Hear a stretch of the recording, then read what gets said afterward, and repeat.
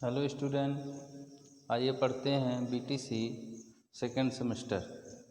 इस second semester में हम लोग पढ़ रहे हैं वर्तमान भारतीय समाज एवं प्रारंभिक शिक्षा और इसके अंतर्गत हम विभिन्न भारतीय विचारकों का शिक्षा दर्शन पढ़ रहे हैं, शैक्षिक विचार, जिसमें हम लोग कल डॉक्टर सर्वपल्ली राधाकृष्णन के बारे में जाना कि सर्वपल्ली राधाकृष्णन का जन्म कब हुआ था, कभी इनके माता पिता कौन थे, किस स्थान पर इनका जन्म हुआ था, इनकी प्रमुख उपलब्धियां कौन सी थी, प्रमुख पुस्तकें कौन सी थीं और कब इनका निधन हुआ और इन्होंने शिक्षा का क्या अर्थ बताया है। इसी डॉक्टर सर्वपल्ली राधाकृष्णन को हम विभिन्न बिंदुओं में पढ़ते हुए आज हम लोग पढ़ेंगे डॉक्टर सर्वपल्ली राधाकृष्णन के अनुसार पाठ्यक्रम क्या होना चाहिए।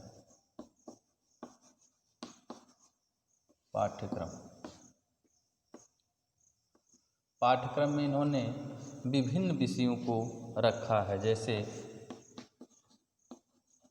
कृषि, वाणिज्य,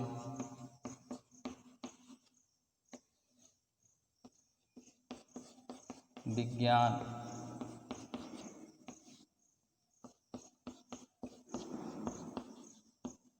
तकनीकी,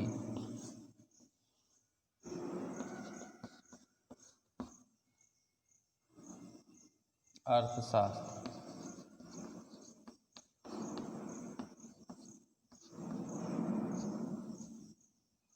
साहित्य,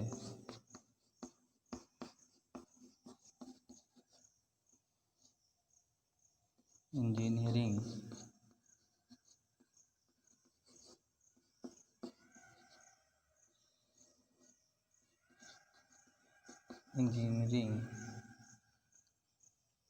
इत्यादि विषयों को इन्होंने मान्यता प्रदान की है।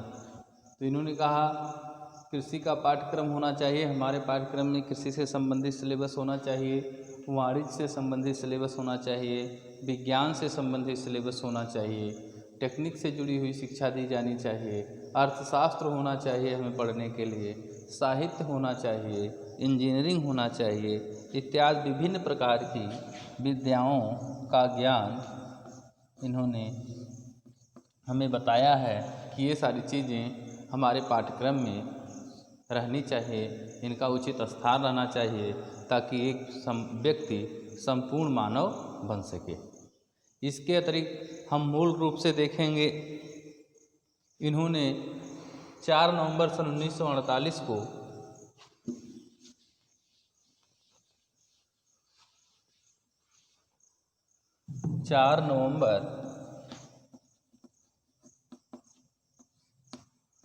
सन 1948 ईस्वी को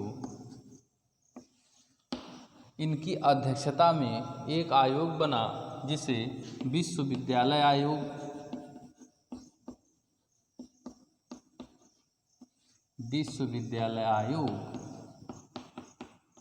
अथवा इसे राधाकृष्णन आयोग के नाम से जाना जाता है।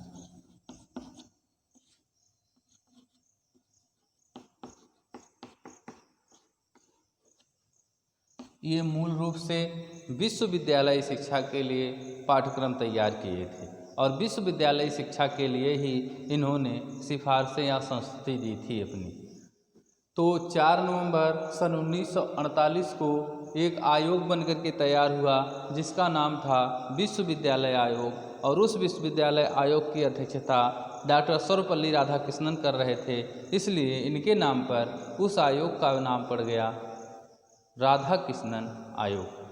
इस आयोग की प्रमुख विशेषताएं या प्रमुख संस्तुतियां या सिफारिशें क्या थीं, इसको हम लोग देखेंगे।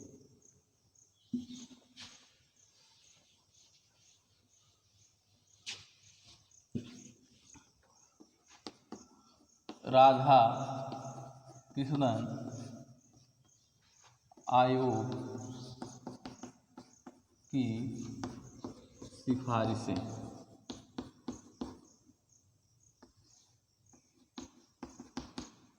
क्या सिफारिशें थी इस आयोग की, इसको हम ये मुख्य रूप से विश्वविद्यालयी शिक्षा से संबंधित था। सबसे पहले विश्वविद्यालय की स्थापना थोड़ा सा पॉइंट डालना पड़ेगा। विश्वविद्यालय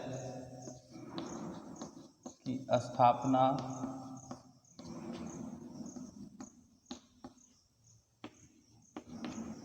विश्वविद्यालय में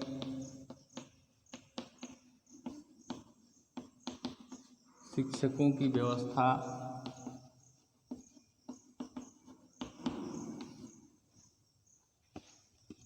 विश्वविद्यालय की वित्तीय व्यवस्था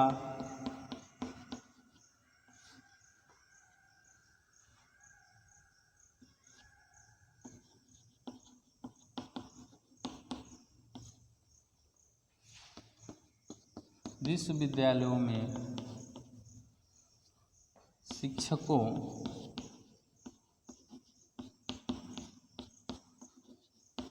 के वेतनमान, योग्यता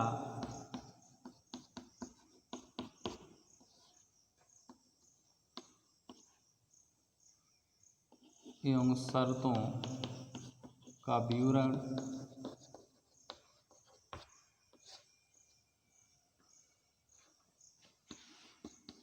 विश्वविद्यालय में पाठ्यक्रम निर्धारण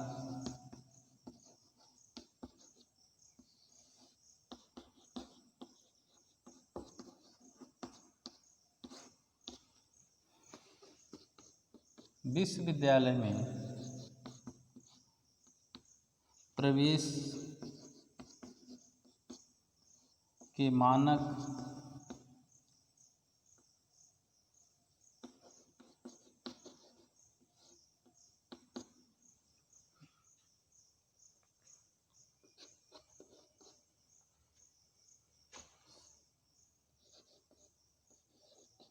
पाठ्यक्रम की अवधि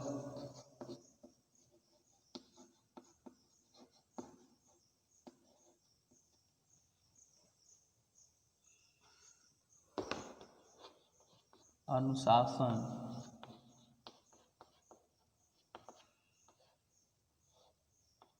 एवं प्रयोगशाला का प्रबंध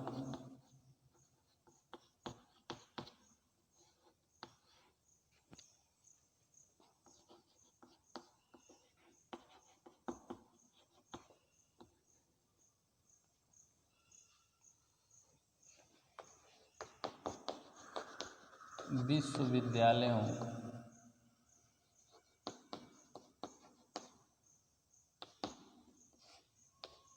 में प्रशासनिक व्यवस्था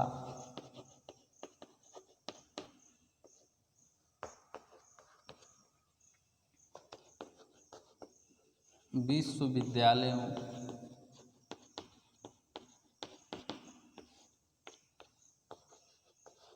की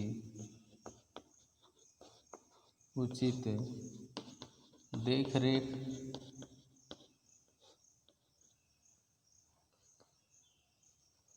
ये 10 पॉइंट थे जिसका सुझाव डॉक्टर सर्वपल्ली राधाकृष्णन ने दिया कि हमारे देश में, हमारे भारत देश, स्वतंत्र भारत का एक तरह से कह लें पहला ऐसा आयोग था जिसने विश्वविद्यालयीय स्तर पर अपने कुछ सुझाव दिए थे कि भारत में विश्वविद्यालय शिक्षा का प्रावधान किस प्रकार से होना चाहिए। तो इसके लिए इन्होंने बताया कि भारत में सबसे पहले हम क्या करें, विश्वविद्यालयों की स्थापना करें।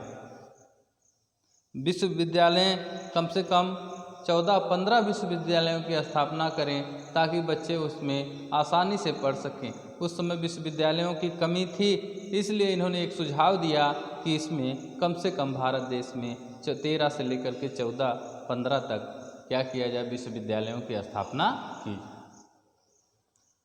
दूसरा पॉइंट, जो विश्वविद्यालयों की स्थापना की जाए उसमें उचित शिक्षक रखे जाएं।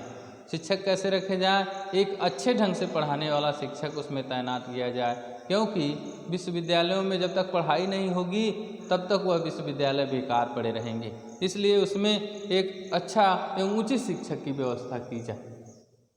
तीसरा है विश्वविद्यालय की वित्तीय व्यवस्था, कि इस विश्वविद्यालय को अनुदान दिया जाए, वित्त दिया जाए ताकि यह क्या कर सके, अपने को विकसित कर सके।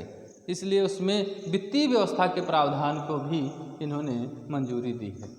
दूसरा है, चौथा है, विश्वविद्यालयों में शिक्षकों की क्या योग्यताएं होनी चाहिए, क्या शर्तें होनी चाहिए, क्या वेतनमान होना चाहिए, इसका जो है निर्धारण किया जाए, इसका विवरण दिया जाए कि इसमें पढ़ाने के लिए किसी भी शिक्षक को क्या क्या योग्यताएं रखनी चाहिए, किसका उसका वेतनमान कितना होगा और उस किस शर्त के साथ वो सेवा देगा, इस तरह से उसका विवरण लिखा जाए। पांचवा है, विश्वविद्यालय में सिलेबस क्या पढ़ाए जाएं, कौन कौन सा पाठ्यक्रम पढ़ाया जाए ताकि इनके आने वाले जीवन में वो पाठ्यक्रम क्या कर सके, प्रमुख रूप से प्रभावी बन सके। और हमें विश्वविद्यालयों में प्रवेश के मानक के लिए इन्होंने 10+2 और 10+2+3 का फार्मूला लगाया, अर्थात स्नातक में और स्नातकोत्तर में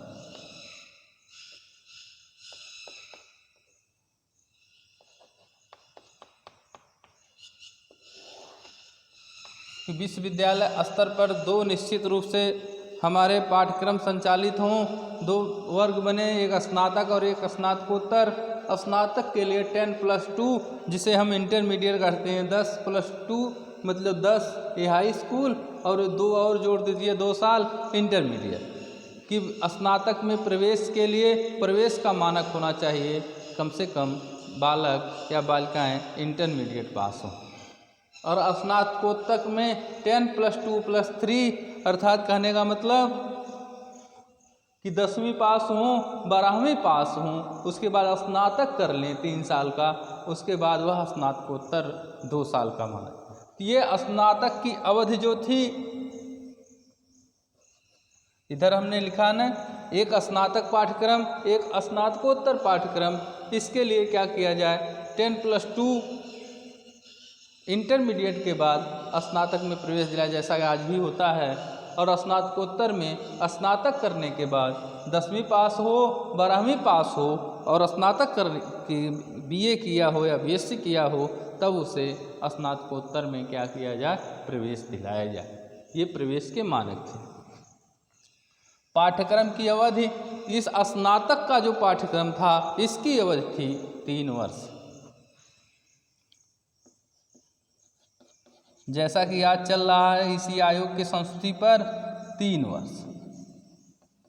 और स्नातकोत्तर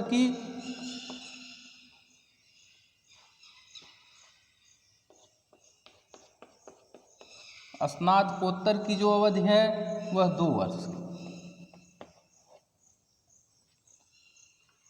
तो स्नातक में जो लड़का नाम लिखा रहा है वह 3 वर्ष तक स्नातक की डिग्री धारण करेगा 3 वर्ष में, और स्नातकोत्तर की 2 वर्ष में, जैसा कि आज चल रहा है।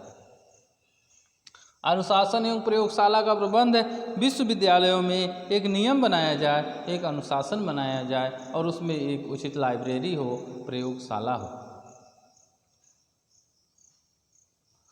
उसमें लाइब्रेरी भी हो और प्रयोगशाला भी हो, दोनों होने चाहिए।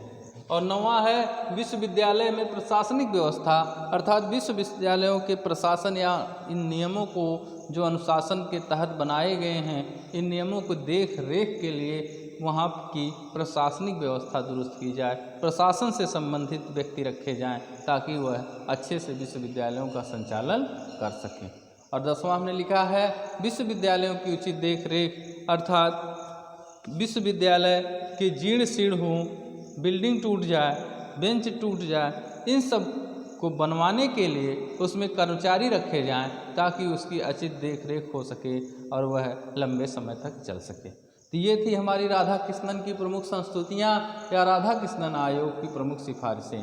क्या सिफारिशें थी कि भारत में कम से कम 13 से लेकर के 15 विश्वविद्यालयों की स्थापना की जाए और उन विश्वविद्यालयों में शिक्षण कार्य के लिए शिक्षक रखे जाएँ और उसकी वित्तीय व्यवस्था की जाए, उसे अनुदान दिया जाए, वित्त की व्यवस्था की जाए और उसमें जो शिक्षक रखे जाएं उनकी योग्यता निर्धारित हो, उनका वेतनमान निर्धारित हो, उसकी सेवा एवं शर्तें निर्धारित हों कि किस प्रकार से वो कार्य को करेंगे।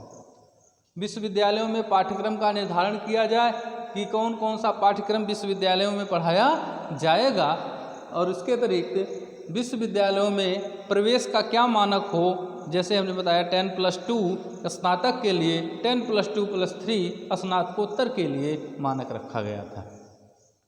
और विश्वविद्यालयों में जो पढ़ने वाले बच्चे हैं जो स्नातक करेंगे वो 3 वर्ष तक स्नातक की डिग्री लेंगे, और जो स्नातकोत्तर करेंगे वो 2 वर्ष तक लेंगे।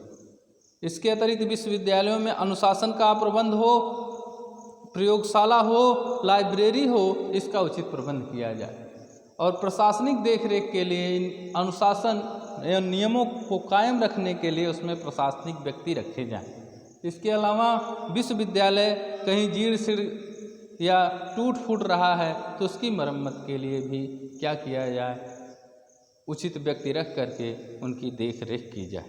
तो इस प्रकार से ये राधा कृष्णन आयोग की प्रमुख संस्तुतियाँ थीं। आगे हम अगला बिंदु पढ़ेंगे इससे संबंधित।